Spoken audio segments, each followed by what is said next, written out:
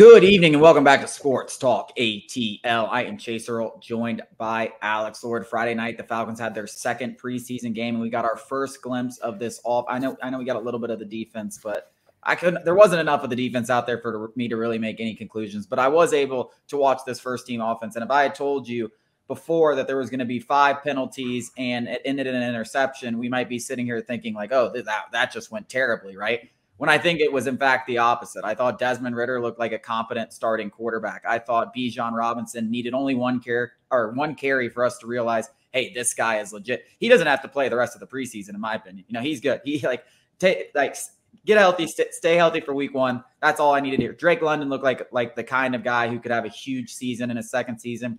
We saw Kyle Pitts have a reception. He didn't have as much action as probably would have liked, but I don't need to see much from Kyle Pitts. The offensive line looked pretty good. I just think everything. The most important thing to me, though, is I think Desmond Ridder. Like, I think we saw him make a couple of good throws. We saw him use his feet. That's really going to be what we saw in that first drive. I think he had like 70 yards and was like 7 for 9. Like that is like a whole game of Marcus Mariota from last year. Like 9 pass attempts on one drive. Not only that, they're able to chew up the clock, which is I really think how the Falcons want to play this year. They want to hold on to the ball. They have an improved defense. They want to run it, chew clock, shorten the game, keep it close, and try to win as many as possible. I think that's the formula for this team. That's what we saw last year. Hopefully we see it a little bit better this year. But I was excited coming into this game. I wanted to see this. I know they only got one drive, but there was a whole quarter. I was very, very pleased. Like, I am getting more and more confident in this team. And I know it's preseason. We probably should just be like, shut up. But I can't help it. Like, for the first time in 5 years, like, I'm going into week 1. And as long as everyone's healthy and we can stay healthy over these last 2 preseason weeks, I think we're going to win. And I think we could start out 2-0. And I said it on a TikTok, but we've said it all offseason. Like, I think this Falcons team is going to make the postseason. It's not just about them being good, but it's about the bad. It's about the bad division. It's about the bad NFC. And it's about an easy schedule. If that offense can look like that, I see no reason why this team can't make the postseason. Yeah, I'm just going to kind of give my bits and pieces. You pretty much nailed it. Yeah, it was a 10-minute drive. They took up 10 minutes of the first quarter. The best defense is sometimes a good offense, one that can hold the ball, keep the defense fresh, and that's what they're going to do. And there were a little bit in pieces of exactly what we talked about, where Arthur Smith's offense is just going to scheme open receivers. There was receivers just running wide open. Desmond Ridder didn't even have to really make all that many hard throws. He did have a couple of tight window throws that were very impressive, especially in the red zone. I think the offense totaled like over 100 yards, but, you know, they netted, 70 or 80 because they had 20, 25, 30 yards worth of penalties. One thing in particular, I just got to point out, everything was really good. Desmond Ridder looked really good. You see that he's that kind of combination of Matt Ryan and Marcus Mariota, where he is mobile, but he should have a better arm, better decision-making than Marcus Mariota, but much more mobile than Matt Ryan. So it's going to be a marriage of the 2021-2022 offenses. And it's going to look like a totally different group, especially with, the three-headed monster of Bijan, Drake London, and Kyle Pitts. I mean, you saw all of them get a catch, get touches. It's going to be like that every single game. And we didn't even see Cordero Patterson, Tyler Algier, or Jonnu Smith really involved in the offense. Now, one thing that was just mind-blowingly dumb was the fact that you've got those huge red zone targets in Kyle Pitts and Drake London, yet Arthur Smith dialed up a Scotty Miller red zone choice route, which eventually turned into an interception. It was definitely pass interference. It wasn't a bad throw by Desmond Ridder's part, in my opinion. The ball just shot up 15 feet in the air, and generally speaking, if it's in the air that long, it's going to come down in somebody's hands. It came down in the defensive hands. I'm not going to hold that against Desmond Ridder. I'm more holding it against Arthur Smith, and that was just a dumb play call.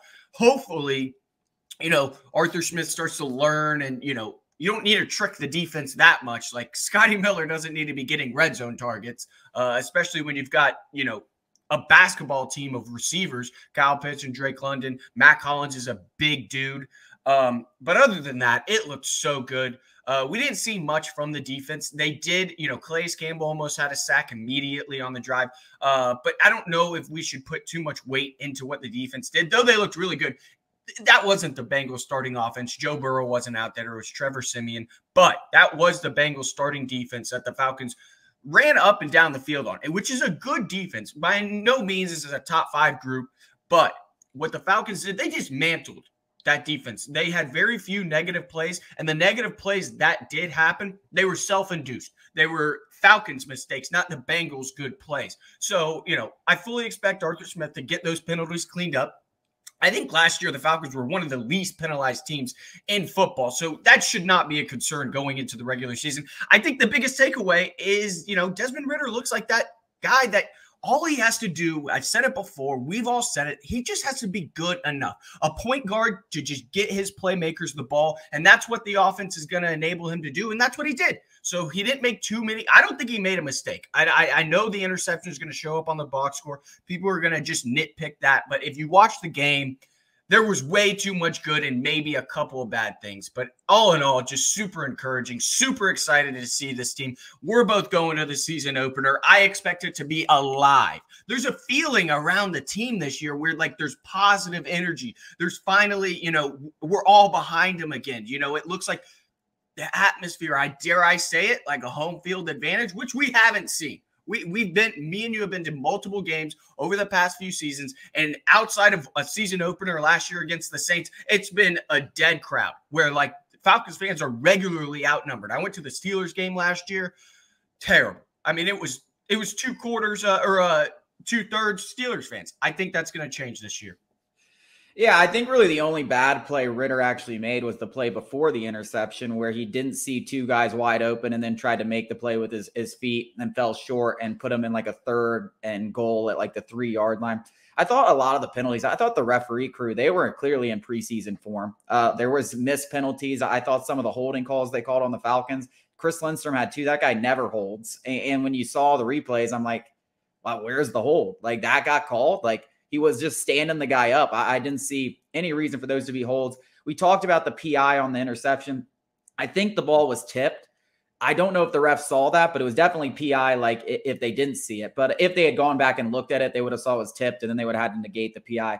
I thought the referees, that challenge play that they the Bengals threw the flag in way late, if they hadn't thrown that flag in late, Bijan Robinson moonwalks to the end zone. That would have been a touchdown. They were totally out of position. Bijan Robinson would have caught that pass, walks to the end zone. Falcons would have scored a touchdown. I think that challenge flag came in late. It obviously wasn't overturned anyways. That Drake London catch right there, I think that was a 3rd and 17 that they trusted Ridder. I mean, listen, I thought in that specific situation, I was interested to see what they would do with Ridder there in a preseason game, because last year, and what you're going to see a lot in the regular season, you see this from every offense, is you're at the 38-yard line on 3rd and 17. You try to go get 8, make that easy field goal. I wanted to see if they would let Ridder go down the field. They did. He made a perfect pass. Great catch by Drake London. Great awareness to get his knee down and everything.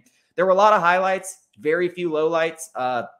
I just think, and like you said, positive momentum. I mean, dude, I think I wrote about it after the game. I was like, I've been covering, full-time this site since about 2018. And there hasn't been a moment where I've really been I don't really like to talk about the Falcons. And it's not because people be like, oh, you don't talk about them as much as the Braves. I'm like, dude, they suck.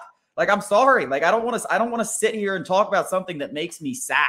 And now there's finally positive momentum. I'm happy. I'm excited to talk about them. I'm excited to get on here and talk about them. I'm excited to write about them. I'm excited to go to games. Positive momentum. And that's just, it's been building all offseason. You've heard it from Arthur Smith. This is his favorite time coaching in his life. You've seen it around training camp. I know it wasn't a packed house for a preseason game, but that doesn't usually happen. And the Falcons aren't going to start selling out preseason games until they start winning some games. But I do expect there to be a big crowd week 1. And if they do what they should do against the Panthers and take care of business and finally get over 500 for the first time since 2017, week 2 against the Packers should be a packed house again. And you start winning games, they're going to come. This city still loves football. You look at Georgia, you look at the Southeast, people love football. There's enough money in here to pay for the probably overpriced tickets, but they aren't going to pay until you start winning games and start showing signs of improvement. We're starting to see that, and it's exciting. It's exciting. I'm ready to be hurt again. I am ready to sit here and be hurt again by this team, and I honestly can't wait. I can't wait. I really can't. Yeah, a couple of more things talking about that last preseason game, and then we'll wrap it up.